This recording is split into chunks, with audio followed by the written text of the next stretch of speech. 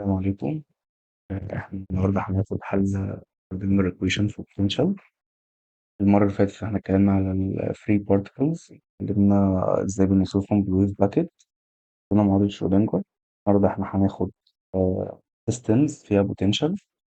على سبيل المثال هناخد أول حاجة ال infinite potential، ثانيا هناخد ال finite potential، وهنطلع أو هنشتق ال time independent Schrödinger equation من ال time dependent Schrödinger equation، وهنعرف ال general solution Schrödinger equation بيكون شكله ازاي.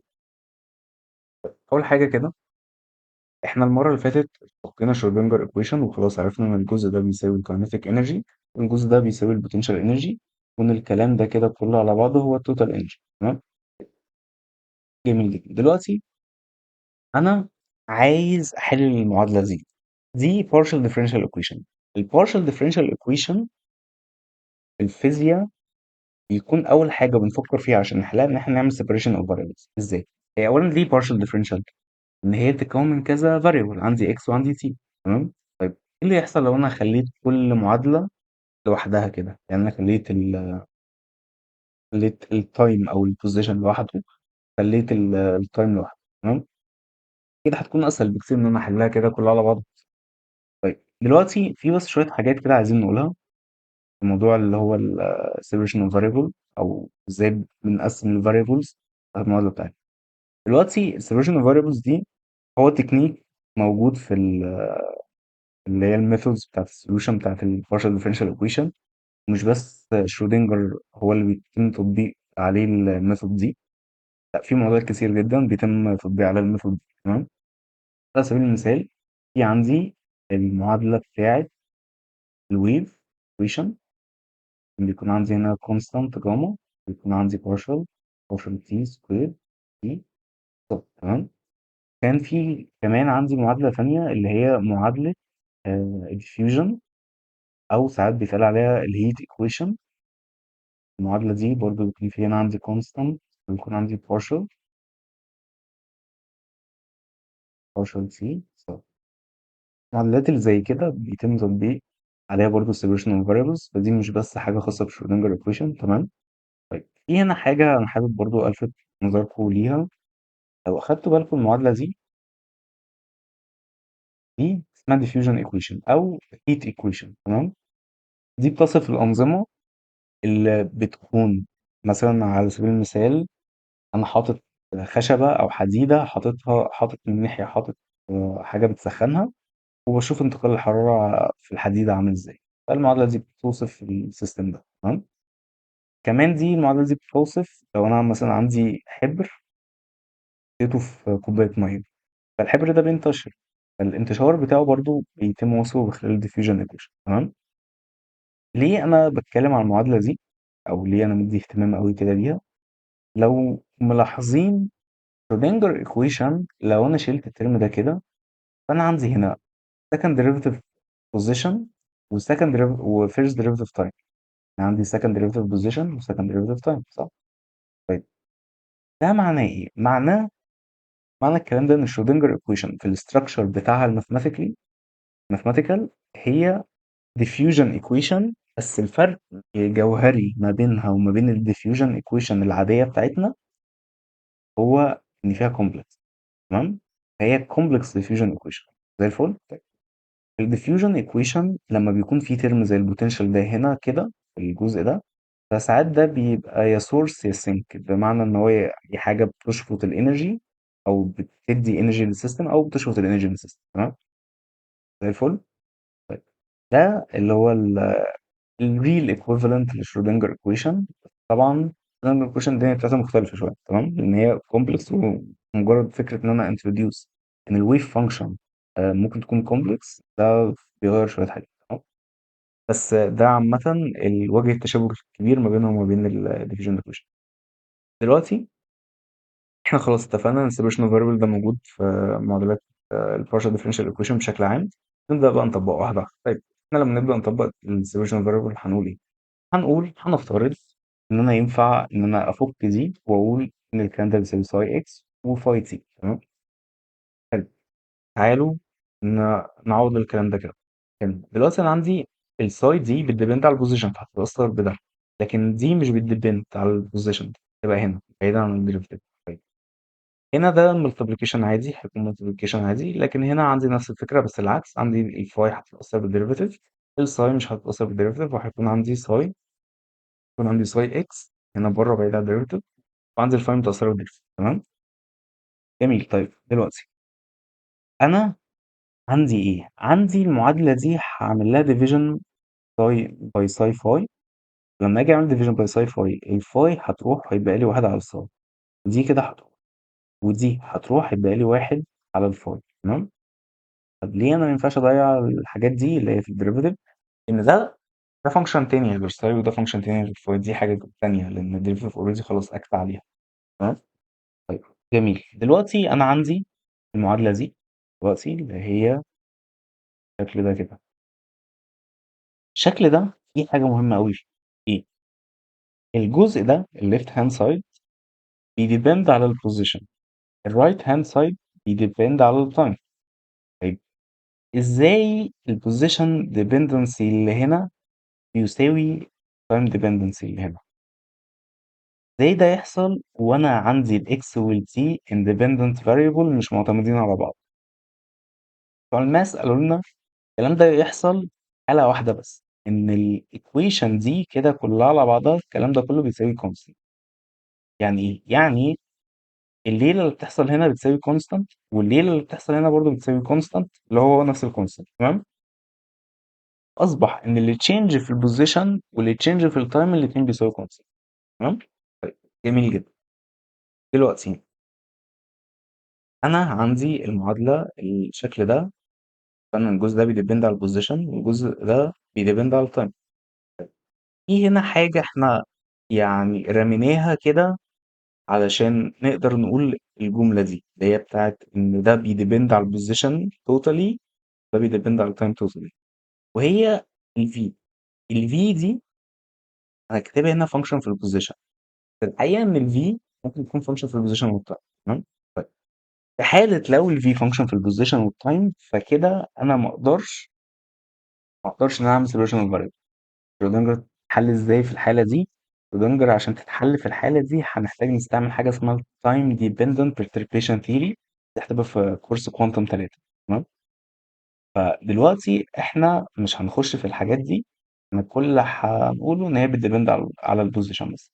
طب يعني ايه potentially ديبند على البوزيشن؟ يعني ايه potentially ديبند على التايم؟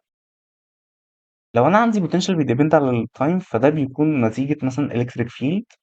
electric field بيديبند على البوزيشن والتايم، فبسبب ان الالكتريك فيلد بيوسيليت فكمان البوتنشال الناتج عنه بيوسيليت، فبيكون في تايم ديبندنس. تمام.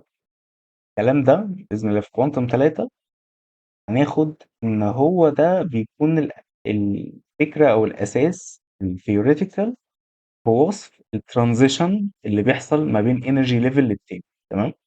طيب دلوقتي احنا هنا بنتكلم في بوزيشن. طب ايه على سبيل المثال البوزيشن سيستم؟ على سبيل المثال في عندي حاجه اسمها الهارمونيك اوسيليتور، ده بيكون في هنا جزء ماس على ما افتكر، او كان بيكون تقريبا في جزء ماس، انا مش فاكر اللي كان فيه جزء ماس ولا لا. طبعا مثلا ده بيكون شكل البوتنشال بتاعنا، وكمان في عندي البوتنشال بتاع اللي هو البوتنشال الناتج من بوزيتيف تشارج او ناتج من نيجاتيف تشارج. خلينا نقول مثلا ناتج من بوزيتيف تشارج والكترون. تمام. فده بيكون عند سالب كي في الاي او الكيو اللي هي هتبقى التشارج بتاعت الالكترون في الار.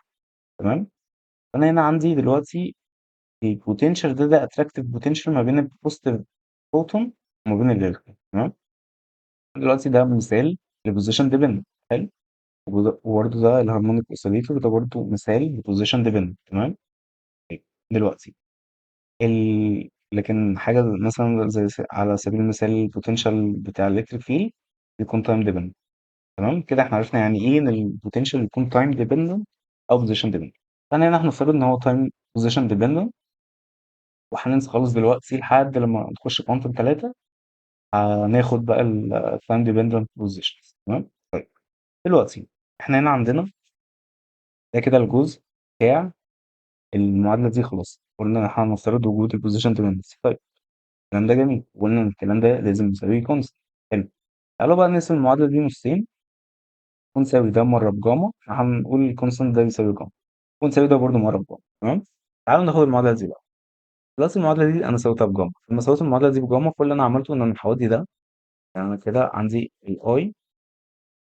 اتش 4 تمام، واحد على الفاي بتساوي دي تي بتساوي جاما. تمام. كل اللي انا هعمله حولي واحد على الاتش 4، واحد على الفاي. ممكن ناخد الواحد على الاتش بار الناحية التانية، نقول الدي فاي بتاعتي هنا بتساوي، عندي هنا جاما اي اتش بار. تمام. الكلام ده بيساوي دي تي. تمام. اضرب هنا في اي واضرب هنا في اي، يطلع لي سالب اي جاما اتش بار. تمام. دي تي زي الفل. ايه الكلام ده كده بيساوي واحد على الفاي دي للفاي. هانتجريت رايت هاند سايد والليفت هاند سايد، هيطلع لي ايه؟ هيطلع لي الشكل ده. جميل. لما عملت الانتجريشن هعمل اكسبوننشيشن، هيطلع لي الفوق. طيب دلوقتي انا عندي الترم ده اللي هو الاي سالب اي جاما اتش بار في تي. مش الاي جاما اتش بار في تي شبه الاوميجا هي هنا دي؟ صح. لان ده يعتبر اكنه الجزء اللي هو التايم ديبندنس بتاع البلين ويفز. انا اقدر اقول ان انا عندي الاوميجا دي بتساوي اتش بار اوميجا، الاي عندي بتساوي اتش بار اوميجا، والاوميجا عندي بتساوي ايه في اي على اتش بار. تمام. فاذا كده لو انا عندي اي على اتش، لو انا عندي هنا جاما على اتش بار، معنى كده ان الجاما عندي بتساوي دي. صح كده؟ طيب جميل جدا جدا جدا جدا جدا. تعالوا دلوقتي كده احنا جبنا التايم ديبندنت، الجزء بتاع التايم ديبندنسي. تعالوا بقى نجيب الجزء الخاص بتاع التايم اندبندنت. طيب انا كان عندي ايه؟ انا كان عندي المعادله دي. المعادله دي تساوي جاما. طيب انا هضرب ساي. لما اجي اضرب في ساي فدي راحت خلاص. تمام. يبقى هنا في ساي ترم عندي، وهنا في جاما، يبقى عندي ساي ترم. مش احنا قلنا الجاما بتساوي ايه؟ يبقى دي كده هتبقى ايه بدل الجاما. تمام. وبس كده. جميل. طيب دلوقتي احنا كده جبنا التايم ديبندنت شرودنجر ايكويشن، وجبنا الجزء الخاص بالتايم اندبندنت. دي كده التايم اندبندنت، ودي كده التايم ديبندنت. تمام. دلوقتي في حاجة يعني ما اتقالتش هنا، وغالبا انتوا هتسألوا فيها، اللي هو الجزء بتاع البلس سي. تمام. طيب بصوا البلس سي ده بيجي دي partial differential equation. في partial differential equation الحل بيكون فيه حاجتين، حاجة اسمها boundary condition، حاجة اسمها initial condition. تمام. الانيشال كونديشن في الحالة بتاعة التايم ديبندنت، تايم ديبندنت بار بيجيب بيجيب لي البلس سي. تمام. لكن الباوندري كونديشن ده هناخده لما نيجي بقى نحل دلوقتي الجزء ده. اوكي. طيب البلس سي دي بنجيبها ازاي، او يعني تبقى ازاي معانا؟ دي هتيجي في الجزء اللي هو اخر سلايد خالص، لما نيجي نتكلم عن جنرال سولوشن اعرفكم ايه القصد بالانيشال كونديشن، وليه احنا بنضرب بالسي هنا، لان هي كده كده الانيشال كونديشن بتاكونت فور البلس سي. اوكي. جميل. دلوقتي تعالوا نشوف الانفينيت بوتنشال. تمام. الانفينيت بوتنشال انا عندي دلوقتي في عندي 3 ريجونز. عندي ريجون اي وريجون 3 بيكون البوتنشال فيها انفينيت، وهنا الريجون دي البوتنشال فيها بزيرو. تمام.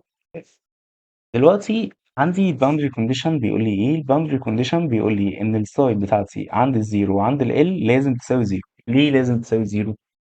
انا دلوقتي حابس الالكترون بتاعي في صندوق، الصندوق ده انا عامل كل حاجه اقدر اعملها عشان الالكترون ما يطلعش منه. تمام. معنى كده ان لازم الويف فانكشن بتاعته تختفي من عند الباوندريز دي. تمام. عشان كده دي الباوندري كونديشن بزيرو، دي كده فانيشنج باوندري كونديشن. زي الفل. تعالوا نحل شرودنجر. نحل شرودنجر ايه؟ تايم اندبندنت. خدوا بالكم من حاجه، بنسبه 95% من تعاملكم مع الكوانتم ميكانكس هيكون من خلال التايم اندبندنت شرودنجر ايكويشن. تمام. ليه؟ لان التايم اندبندنت شرودنجر ايكويشن بقدر من خلالها كونستراكت بقى جنرال سوليوشن اللي هو بالتايم ديبندنس برضه. تمام. نشوف ده في اخر سلايد. دلوقتي انا عندي الجزء ده هو شرودنجر ايكويشن، هعوض بالبوتنشال. احنا بنحل في ريجون ايه؟ احنا بنحل في الريجون دي. طب ليه مش بنحل هنا وهنا؟ لان انا عندي البوتنشال هنا بانفينيت، فلازم البارتيكل تختفي من هنا ومن هنا، فانا عندي الويف فانكشن لازم يبقى بزيرو الناحيتين دول، فانا عندي بس الناحيه دي. يبقى انا كده عندي الايكويشن دي. طيب جميل جدا. طيب تعالوا كده نعمل شويه الجبر. انا دلوقتي عندي سالب 4 2 على الام دي سكوير دي اكس سكوير اي صح، الكلام ده بيساوي اي اللي صح. تمام. طيب تعالوا خلي دي كده، خلي الجزء ده من غير اي حاجه. تمام. ضربت انا سالب اتش بار باور 2 2 ام، ضربتها الناحيه التانيه. الكلام ده لو جيت وديت الكلام ده الناحيه التانيه بالموجب هيطلع معايا، هيطلع معايا كده، الكلام ده بيساوي زيرو. طيب دلوقتي انا عندي الجزء ده انا هسميه كي سكوير. تمام. لما اجي اسمي الجزء ده كي سكوير هيطلع لي بالشكل ده من المعادله. تمام. طيب انا عملت ايه؟ انا مجرد عملت اعاده تسميه سميته كي سكوير. تمام. زي الفل. دلوقتي تعالوا نعمل auxiliary equation. دي نفس الايكويشن اللي كانت بتطلع معانا في الجزء بتاع الماثماتكس المره اللي فاتت. أنا عندي ده كده ار سكوير وعندي ده كده كي سكوير. تمام. تمام زي الفل. يبقى الكلام ده بيساوي زيرو. انا دلوقتي لما اجي احل الاوكسيلري ايكويشن هيطلع عندي بوزيتيف نيجاتيف اي كي. يبقى عندي ساي اي كوزين كي بلس بي ساين كي اكس. تمام. ده كده الحل بتاع شرودنجر ايكويشن من المحاضره بتاعت المره اللي فاتت بتاعت الماثماتكس. عرفنا خلاص ان الحل ده جه ازاي. زي الفل. وده كده الحل بتاع شرودنجر ايكويشن. طيب هنا قبل ما تفقدوا حماسكم، شرودنجر ايكويشن ده كده مش الحل بتاعها لسه كامل. احنا محتاجين نعين الاي والبي. تمام. طيب الاي والبي دي هنعينها ازاي؟ هنعينها من خلال الباوندري كونديشن اللي هي اتعطت لنا. جميل. تعالوا نطبق الباوندري كونديشن. انا عندي ساي 0 وساي ال، الكلام ده يساوي 0. طيب ساين 0 بتساوي اي كوزين 0 دي ساين 0. الكلام ده كده بواحد، الكلام ده كده بزيرو. يتبقى لي ان الاي بتساوي 0. تمام. يبقى ده كده اختفى من عندي، الاي اختفى من عندي. يبقى انا عندي كده بي ساين كي لل هنا بقى معطيات ال. انا خلاص انا دلوقتي بقى عندي ساين للاكس بتساوي بي ساين كي للاكس. تمام. فانا كل اللي عملته انا قلت طلبات الباوندري كونديشن بعد بقى النيو ابديتد ويف فانكشن بعد ما عرفت الفاليو بتاع الاي. يبقى انا كده عندي بي ساين كي ال ايكوال 0. تمام. الكلام ده بصوا بي ساين كي ال ايكوال 0. معنى كده ان الكلام ده ساين كي لل ايكوال 0. ما ينفعش البي تكون بزيرو، لان البي لو بزيرو ما عنديش بارتكل اساسا. يبقى أنا عندي ساين كي ال ايكوال 0. يبقى الكلام ده لازم يبقى كي ان للباي. تمام. يبقى انا عندي كده الكي بتساوي ان باي على ال. تمام. طيب ليه لازم تساوي ان باي؟ لان الحاجات اللي بتخلي الساين بزيرو هي الانتجر فاليوز بتاعت الباي. تمام. جميل. دلوقتي انا عندي ايه؟ انا عندي جبت الكي. تمام. طيب مش انا عندي الكي عندي بتساوي كي سكوير تحديدا ان ام اي الاتش بار سكوير صح كده؟ والمفروض الكلام ده عندي بيساوي ان باي على ال، فيبقى انا عندي ان سكوير باي سكوير ال سكوير صح كده؟ يبقى انا اقدر اعيد ترتيب المعادله دي واقول ان الانرجي بتاعتي تساوي ان سكوير اتش بار باي سكوير 2 ام ال. تمام. طيب دي كده الانرجي بتاعت البارتكل بتاعي. طيب في بقى كده شويه حاجات لازم تتقال في الجزء ده. اهي الانرجي اهي، شويه حاجات لازم تتقال في الجزء ده. دلوقتي انا عندي الكلاسيكال بارتكل بتاعي. بس بالكم من حاجه صغيره. انا دلوقتي عندي قلت ان انا الكي بتاعي بيساوي 2 ام اتش بار. حلو. كي سكوير بيساوي 2 ام اي الاتش بار. تمام. تعالوا نعيد ترتيب المعادله دي بس شويه. هيكون عندي ايه؟ هيكون عندي الاي بيساوي الكي سكوير الاتش بار سكوير. تمام. على 2 للام. دي كده راحت ودي كده نزلت. تمام. دلوقتي خدوا بالكم من حاجه مهمه قوي، حاجه مهمه جدا جدا جدا جدا. الكي دي بتمثل لي ايه؟ الكي دي الجزء بتاع الكي ده ما تنسوش ان هو بيمثل لي المومنتم. تمام. فانا عندي المومنتم بتساوي اتش بار في الكي. طيب بي سكوير سكوير سكوير، الكلام ده لو هنا هيديني ان الاي بتساوي بي سكوير على 2 للام. تمام. تمام. طيب الكلام ده لما اجي اعمل له بلوت هيطلع لي كده المومنتم هنا والانرجي بتاع البارتكل هنا. هيطلع لي حاجه زي كده بارابولا. تمام. طيب البارابولا دي ده continuous function. تمام. طيب الكونتينوس فانكشن ده في حالة لو الكي كانت كونتينوس، لكن هنا انا ما عنديش كونتينوس كي. انا عندي الكي بتساوي ان ان باي على ال. طب الان ده بيساوي ايه؟ الان ده بيساوي واحد اتنين تلاتة أربعة خمسة وهكذا. انت كده. طيب معنى كده ايه؟ معنى كده ان انا ما بقاش عندي الشكل ده، لا، انا عندي الشكل ده.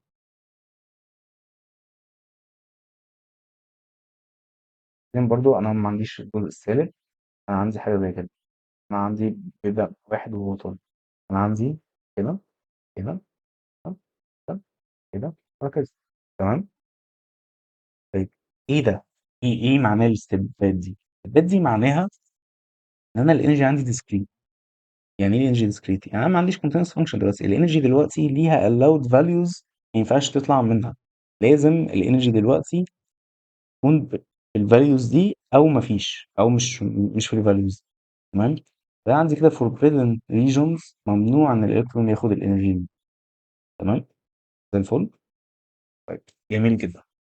يبقى كده الفرق ما بين الكلاسيكال بارتيكل وما بين البارتيكل العادي، ان انا في حصل عندي كوانتايزيشن للمومنتم من خلال الكي هنا، مما ادى الكوانتايزيشن في الانرجي. تمام. زي الفل. ده كده هو معنى فكرة quantization أو الكوانتايزيشن بشكل عام. المومنت إذا كان مومنتم أو إذا كان انرجي. ده طلع إمتى؟ ده طلع لما البارتكل بتاعي بقى باوندد potential. طيب لو البارتكل بتاعي فري، أنا عندي الإيكويشن دي بتhold من غير أي constraint على الفاليو بتاع البي. معنى كده إن البارتكل بتاعي لو فري ليه مطلق الحرية إن هو ياخد اي كاينيتيك انرجي او اي مومنتوم او اي حاجه. تمام. طبعا مع اعتبار فكره الانسرتينتي، يعني انت لو حددت ان هو عنده مومنتوم معينه هيبقى في انسرتينتي في البوزيشن، بس ده مش موضوعنا دلوقتي، ده اتكلمنا فيه المره اللي فاتت. بس احنا دلوقتي بنتكلم على فكره الكونتينوس رينج بتاع الانرجي والمومنت. تمام. زي الفل. فانا دلوقتي لما البارتكل بتاعي بيكون محبوس بيبدا يحصل له الكوانتايزيشن بتاع الانرجي والمومنتوم ده. تمام. طيب دلوقتي احنا كده اتكلمنا عن الانرجي، تعالوا نتكلم على الويف فانكشن. الويف فانكشن بتاعنا ده ايه دنيته او ايه النظام بتاعنا فيه؟ الويف فانكشن بتاعنا عايزين نجيب الفاليو بتاع البي. طيب عشان نقدر نجيب الفاليو بتاع البي نجيبه ازاي؟ انا دلوقتي هعمل شرط النورماليزيشن. يعني ايه شرط النورماليزيشن؟ شرط النورماليزيشن هو ان انا بعمل انتجريشن للمودولوس سكويرد بتاع الويف فانكشن بتاعي على الدومين كله، بساوي الانتجريشن ده بواحد. حلو جميل. انا الدومين بتاعي متعرف من 0 ل زي الفل. يبقى انا كده عندي الانتجريشن بتاعي بي سكوير ساين سكوير كي ال اكس.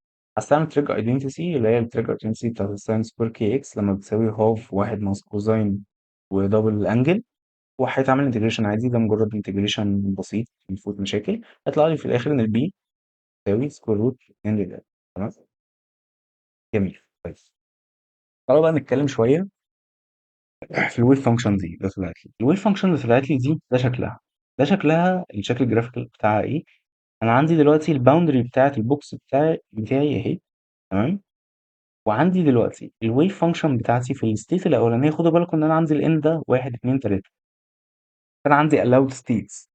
يعني ايه allowed state؟ يعني ايه state اساسا؟ state يعني حاله سيستم. تمام. فانا السيستم بتاعي ما ينفعش ياخد continuous range من الحالات. يعني ايه؟ على سبيل المثال عارفين مثلا لما تكونوا مثلا قاعدين على سفرة في مطعم راقي جدا، فانتوا لما تيجوا تاكلوا ما ينفعوش تاكلوا بإيديكم، ما ينفعوش تاكلوا حتى بالمعلقة الغلط أو الشوكة الغلط. لأ، لازم يكون في أدوات معينة تستعملوها في حالات معينة. فانتوا الستيتس بتاعتكم متوضحة بحالات معينة. ماسك شوكة كذا، ماسك مش عارف ايه كذا، ماسك مش عارف ايه كذا. دي حالات معينة. لكن هل مثلا ينفع انك تجيب معلقة مغرفة تاكل بيها؟ لا، دي كده حالة نظر لها. نفس الفكرة هنا اللي بتحصل. الإلكترون ليه states allowed، وأي حاجة ما بينهم not allowed. تمام. أنا دلوقتي عندي الويف فانكشن بتاعي بينتهي عند الباوندري بتاع البوكس. حلو. إذا كان في الستيت دي أو التانية أو التالتة. طيب الستيتس الأعلى دي بتطلع إزاي؟ بتطلع بالإكسايتيشن. ده بإذن الله نبقى ناخده يعني قدام شوية في كوانتم تلاتة. تمام. طيب جميل جدا. طب بالنسبة بقى للباوندري للبروبابيلتي density. البروبابيلتي density هنا ده شكلها انا عندي الستيت الاولانيه، الستيت الثانيه، الستيت الثالثه.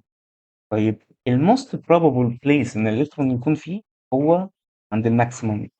اللي هنا والماكسيموم اللي هنا والماكسيموم. طبعا تعالى نفترض ان الالكترون مثلا عندي في الستيت التاني، عملوا اكسيتيشن للانرجي ليفل اللي هو الستيت التاني، ده عندي الماكسيموم هنا والماكسيموم هنا. تمام. اذا ده بقى اللي كنتوا بتسمعوه في ثانوي اسم اوربيتالز. طبعا الاوربيتالز بيبقى معناها اكتر ان هم شغالين على اتوم، بس الكونسبت واحد. فكرة الكونسبت ان انت تتكلم على الموست probable place ان الالكترون يتواجد فيه. تمام زي الفل. طيب جميل جدا.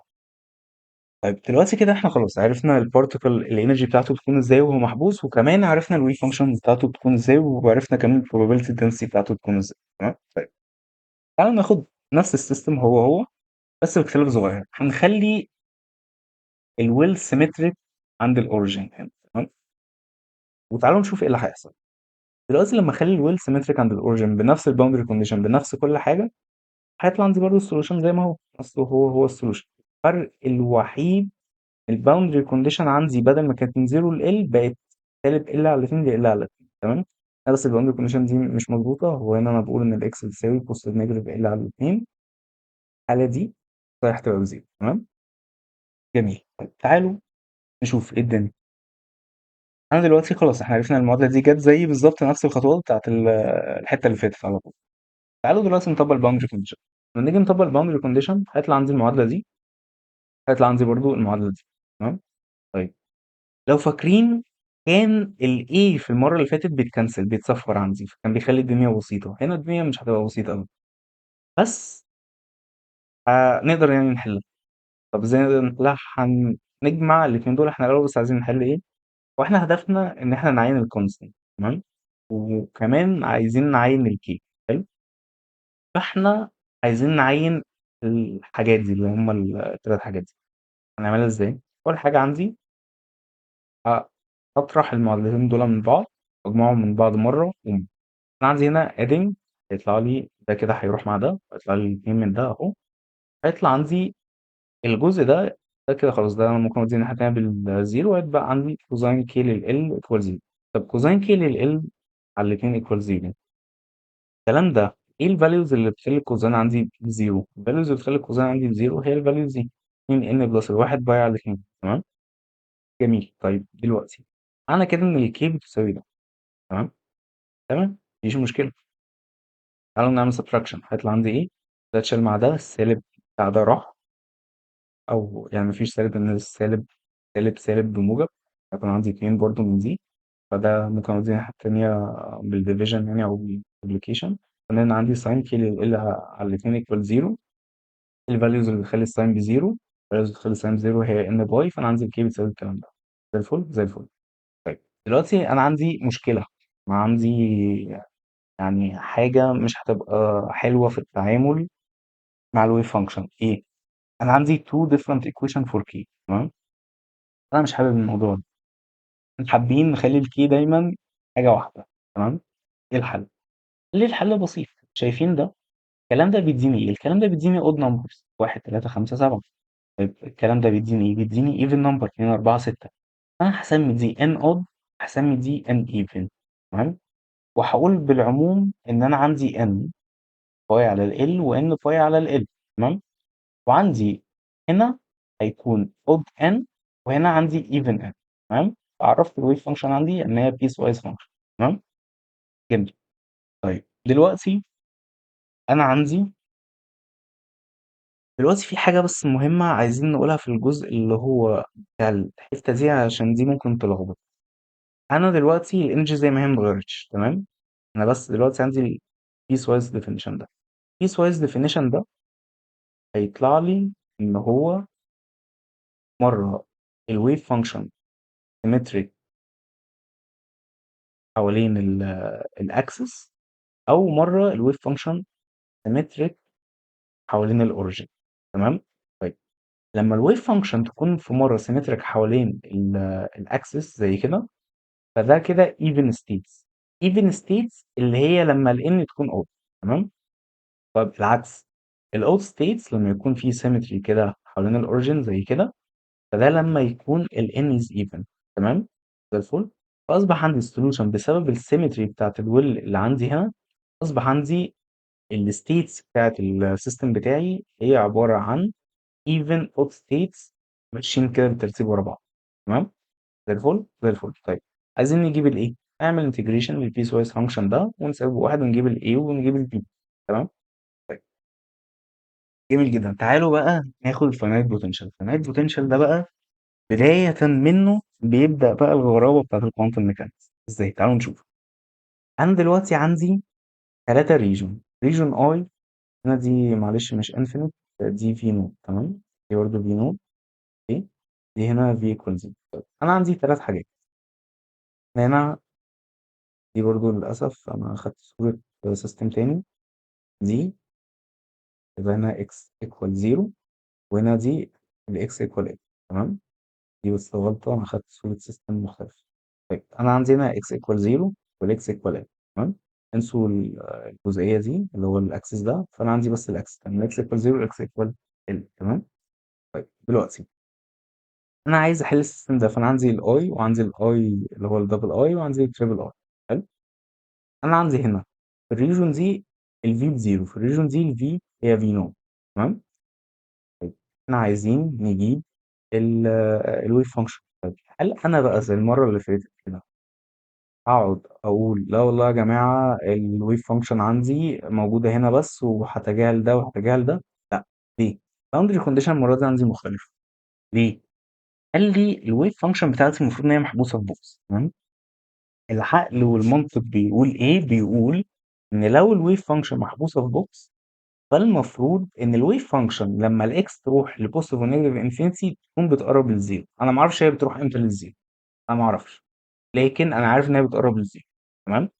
ما اعرفش هل هي زيها بتقرب عند الاكس ايكوال زيرو زي الانفينيت، ولا ممكن الويف فانكشن تعدي من البارير بتاعي. تمام. نشوف. طيب دلوقتي هنحل في الثلاثه ريجون. اول ريجون هناخدها ريجون واحد اللي هي الريجون دي. تمام.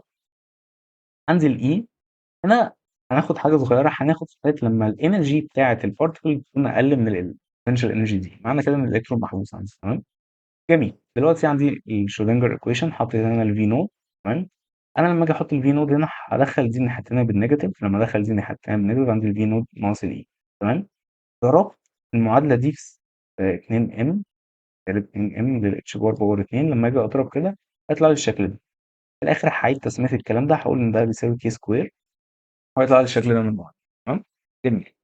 طيب المعادله دي الاوكسيلري ايكويشن بتاعتها هي ار سكوير ناقص كي سكوير. تمام. لما اجي احلها هتلاقي بوصله نيجاتيف كي، يبقى انا عندي السوليوشن بتاعي ده الشكل بتاعه. تمام. جميل جميل. طيب دي كده الساي ريجن واحد. تعالوا ساي ريجن ثلاثة.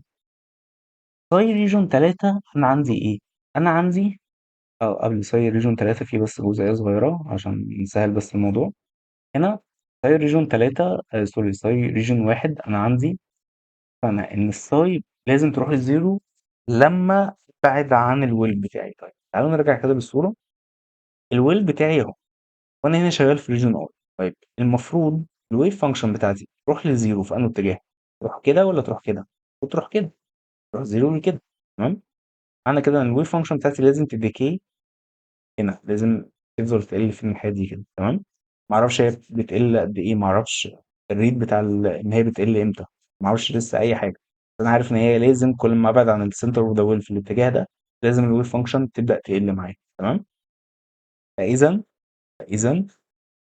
السولوشن ده فيه مشكله. ايه؟ مش بيساتسفاي الباوندري كونديشن. تمام. طيب ايه الحل؟ الحل بقى، حل هو ان انا اشوف انو ترم اللي بيخالف الباوندري كونديشن و... وكنسله. طيب بصوا علشان خاطر الجزئية دي في ناس كتير يعني بتتلخبط فيها. بصوا احنا هنا شغالين فيزياء. تمام. الفيزياء مش ماس، بمعنى انا طلع لي سولوشن، السولوشن ده لازم يطابق الفيزيكس بتاعت السيستم ده. تمام. لازم المبادئ الفيزيائيه الاسامبشنز كمان انا بحطها، يعني برضو خلينا كده واضحين او نجيبها من تحت شويه اكتر. انا لحد دلوقتي شغال اكني ما اعرفش اي حاجه عن السيستم بتاعي. تمام. بس عندي حدس فيزيائي. حلو. الحدس الفيزيائي ده بيقول ان لازم الويف فانكشن تديكي كل ما بعدت عن السنتر اوف ذا ويل. حلو. طيب انا ما عنديش غير الحدس ده حاليا. ايه الحدس ده من خلاله كنسل ترم من ترمات دي واقول ان والله يا جماعه في الحاله دي البي لازم تكون بتساوي زيرو. تمام. علشان تطابق عشان تطابق ايه علشان تطابق الباوندري كونديشن اللي هي في الاساس حدس فيزياء انا حطيته. تمام. زي الفل. ده الفرق ما بين الفيزياء وما بين الرياضه. تمام. الرياضه انا مش بيكون في عندي حاجه اسمها حدس قوي، انا بيكون عندي لوجيك بمشي وراه. لكن انا هنا فيزياء، انا هنا مش ماشي. يعني مش انا اللي بمشي ورا المعادلات، لا انا بخلي المعادلات هي اللي تمشي ورا الفيزيكال سيستمز بلس الحدس الفيزيائي اللي عندي. طب مين الحكم في الليله دي؟ الحكم الاكسبيرمنت. حلو. زي الفل لحد كده. طيب. تمام. معنى كده ان انا هاجي اقول والله يا جماعه انا مش عاجبني شكل البتاع ده، انا هكنسله. هيبقى لي عندي الجزء ده. تمام. جميل، مفيش اي مشكله. طيب دلوقتي انا عندي كنسلت الجزء ده، اتبقى لي الكلام ده. طيب دلوقتي تعالوا عند ريجون 3. طيب هو بس اول حاجه قبل ما نيجي عند ريجون 3، يعني عشان برضو اتاكد ان الدنيا واضحه في الجزئيه دي، الفانكشن ده كل ما عليت الاكس كل ما عيله اكتر. تمام. طيب كل ما الاكس قلت كل ما قلت. طب انا عندي اساسا الكلام ده كده اكس بيساوي زيرو، فمعنى كده ان الاكس عندي بنيجاتيف في الريجون دي، فمعنى كده ان في الريجون دي الفانكشن بي بي كي. تمام. زي الفل. طيب دلوقتي انا عندي في ريجون 3 عندي ايه؟ عندي نفس السولوشن هو فرق، بس انا عملت اعاده تسميه للكونستانس. تمام. طيب جميل. طيب اتفقنا ان احنا ناس بتوع فيزياء، فلازم نخلي الرياضه تمشي مع الحدس الفيزيائي بتاعنا. تمام. زي الفل. طبعا بما لا يخالف قانون الرياضه. اوكي.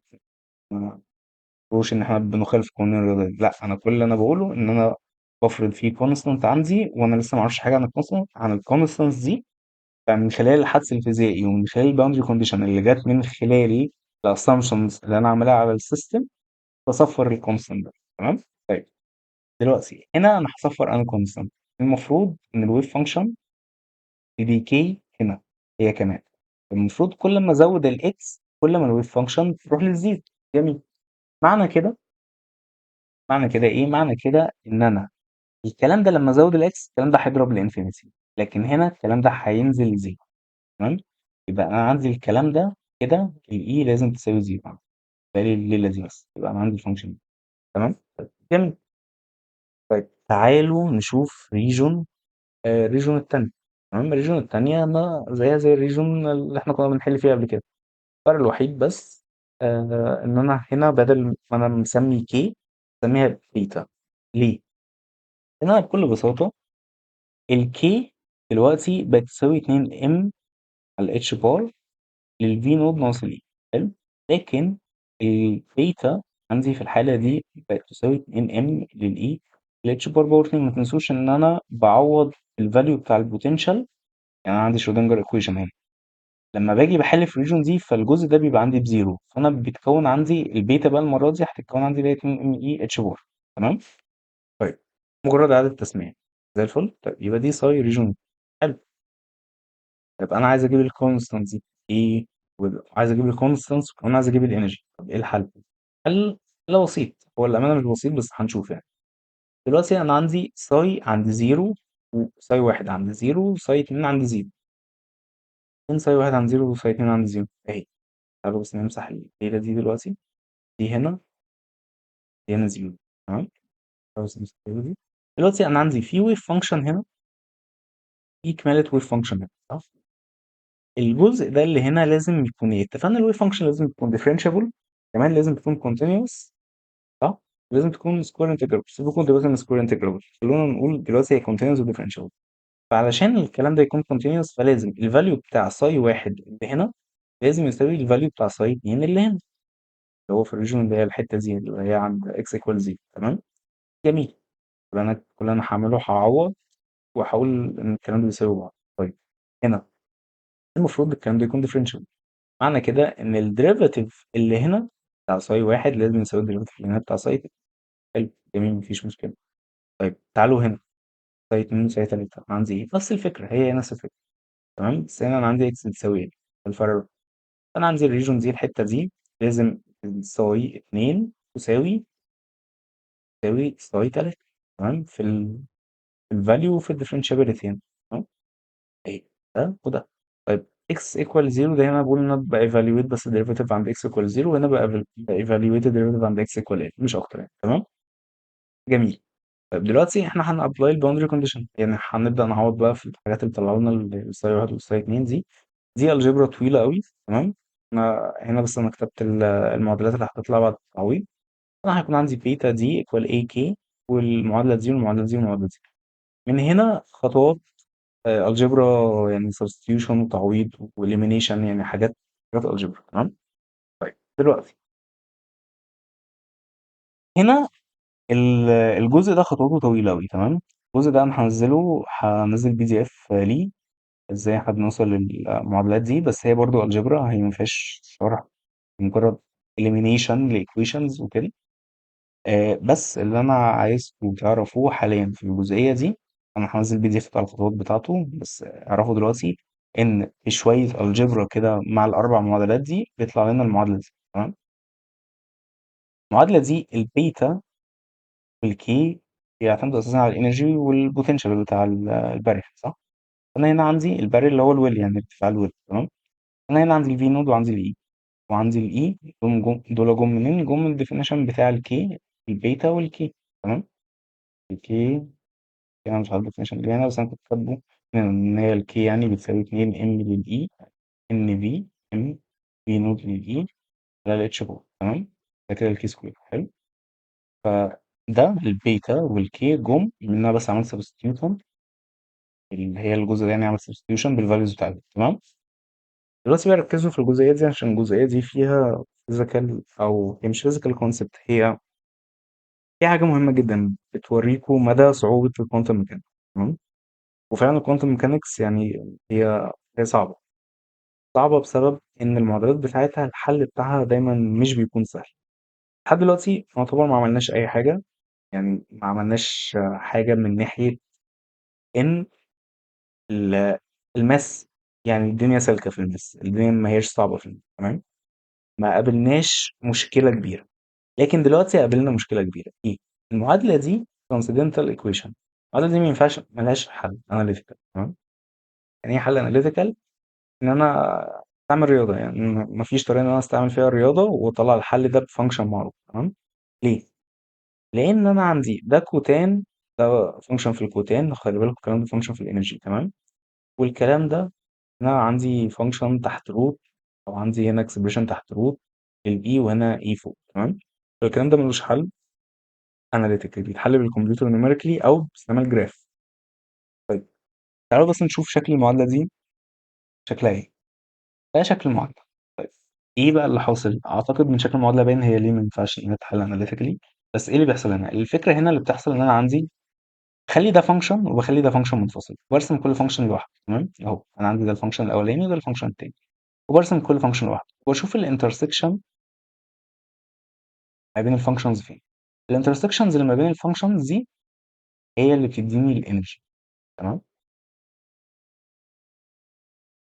دي كده الانرجي فاليوز الالاود السيستم اللي عندي. تمام زي الفل. ده كده الجزء بتاع الفاينايت ويف. تمام، ده هنا بقى شكل الويف فانكشن بتاعتي. هنا بقى في حاجة يعني غريبة جدا جدا جدا جدا جدا. ايه هي؟ الويف فانكشن مع انه محبوس والانرجي بتاعته اقل من البارير، هو واخدين بالكم في probability مش قليلة ان هو يكون بره البارير، صح؟ مع انه هو محبوس، بس مع ذلك ومع ان الانرجي بتاعته اقل من الانرجي بتاعت البارير، في probability مش قليلة ان هو يطلع بره البارير. نفس الفكرة هنا، في probability مش قليلة ان هو يطلع بره البارير. تمام،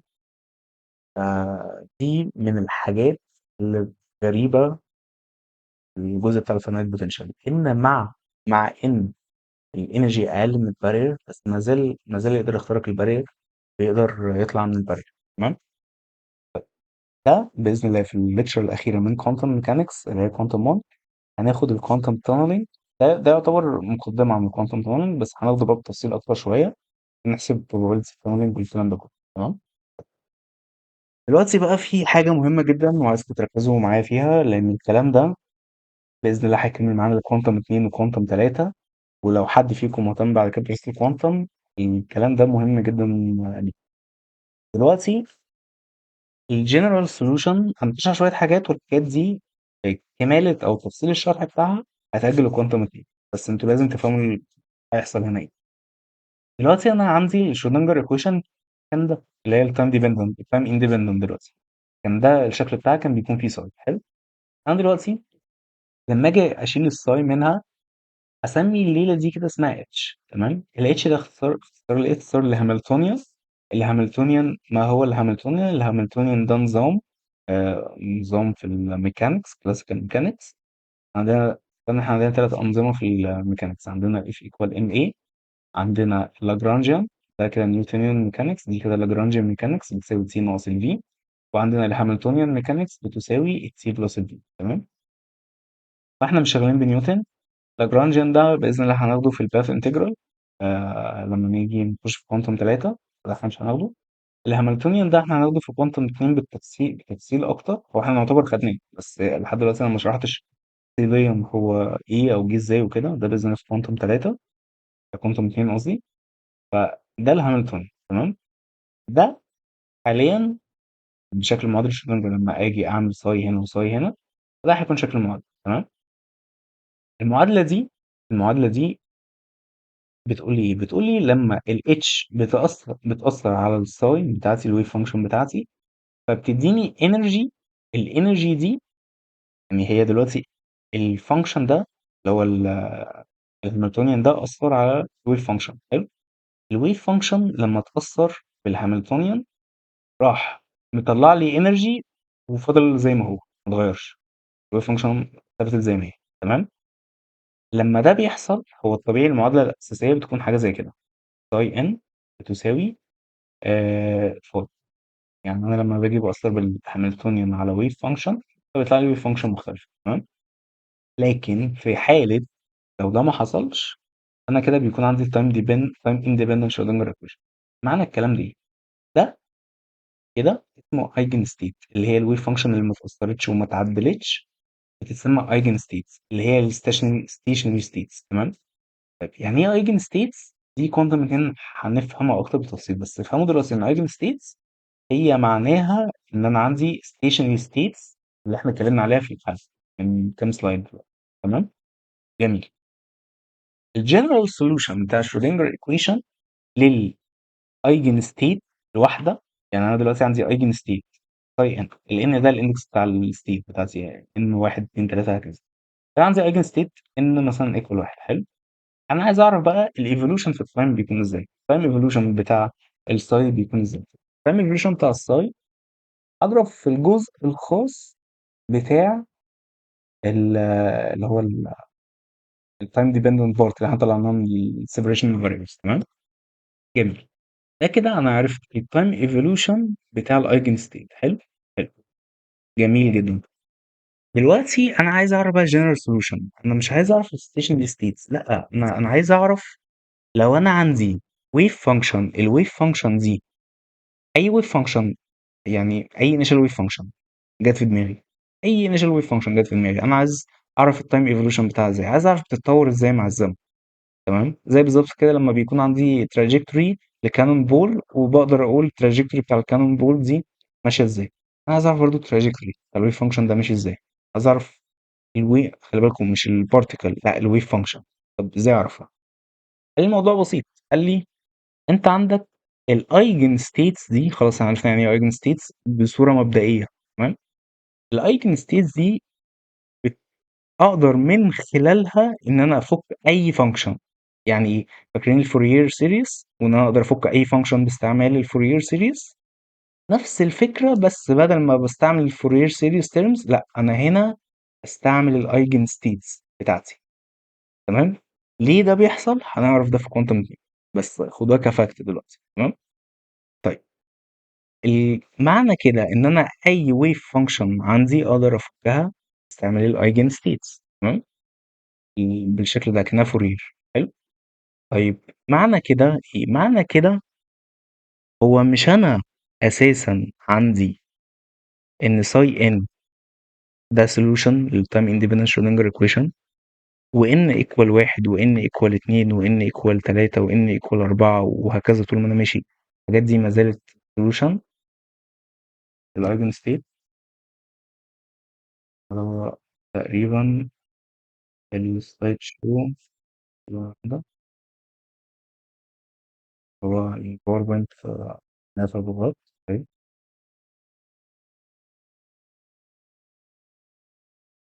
ايه، تمام دي كده، دي كده تمام ماشي. اوكي، هو البوت بس كان قافل بالغلط. تاني احنا هنا كان عندنا قلنا ان الايجن ستيتس دي نقدر نوصف من خلالها اي ويف فانكشن عندي، تمام، اللي هي اي انيشال ويف فانكشن انا عايزها. حلو كده، تمام. طيب دلوقتي انا اللي انا عايز اعمله، عايز اقول انا عندي الساي ان بكل الفاليوز بتاعت الان 3 1 2 3 4 5 6 دي سوليوشن للشرودنجر ايكويشن اللي هي تايم اندبندنت. فمعنى كده خلي بالكوا شرودنجر ايكويشن كان الوصف بتاعها ان هي لينير، هي برضو تعتبر لينير ديفرنشال ايكويشن او لينير. احنا بنتكلم دلوقتي على تايم ديبندنت، تايم اندبندنت هي مش partial differential equation، هي ordinary differential equation. فبالتالي هي linear differential equation زي ما احنا كنا بناخد في المحاضرات بتاعت الماس اللي فاتت. هي linear differential equation. الفن اللي في اللينير differential equation ان انا اقدر اجمع السولوشنز بتاعتي، واقدر ان انا اكون سولوشن جديد، نيو سولوشن نيو ساي. تمام، بلاش ستار، خليها نيو ساي بار مثلا. نيو ساي بار باستعمال linear combination من الايجن ستيتس بتاعتي. تمام، ده كده انا اقدر من خلال اي linear combination باستعمال، او اي linear combination من الايجن ستيتس بتاعتي اقدر اكون بيهم نيو سولوشن. حلو كده، زي الفل. طيب معنى كده ان الساي اكس زيرو دي هي برضو تعتبر اقدر اخليها سولوشن باستعمال الاكسبانشن ده للشرودنجر ايكويشن بتاعتي. تمام، ومعنى اللي هي شرودنجر ايكويشن اللي هي التايم ديبندنت شرودنجر ايكويشن. تمام، تايم اندبندنت شرودنجر ايكويشن اللي هي من غير التايم. تمام، فانا كده دلوقتي اصبح عندي ايه؟ بما ان دي تقدر تتفك باستعمال ده، ولما دي بتتفك باستعمال الايجن ستيتس، معنى كده ان دي برضو هي سولوشن لدي. تمام، واخدين بالكم؟ انا عارف ان الدنيا ملخبطه هنا جامد، بس ركزوا تاني. دي تتفك باستعمال الايجن ستيتس. معنى ان هي تتفك باستعمال الايجن ستيتس معنى كده ان دي ما هي الا linear combination من الايجن ستيتس اللي هي solutions، اللي هي كل واحد فيهم تعتبر solution للايكويشن اللي هي تايم اندبندنت. يبقى معنى كده ان الساي اكس زيرو دي اللي هي الانيشال ستيت بتاعتي اللي انا عايز اعرف التايم ايفولوشن بتاعتها، يبقى هي كمان ايجن ستيت للويف فانكشن بتاعتي. صح كده؟ صح، تمام. طيب جميل جدا.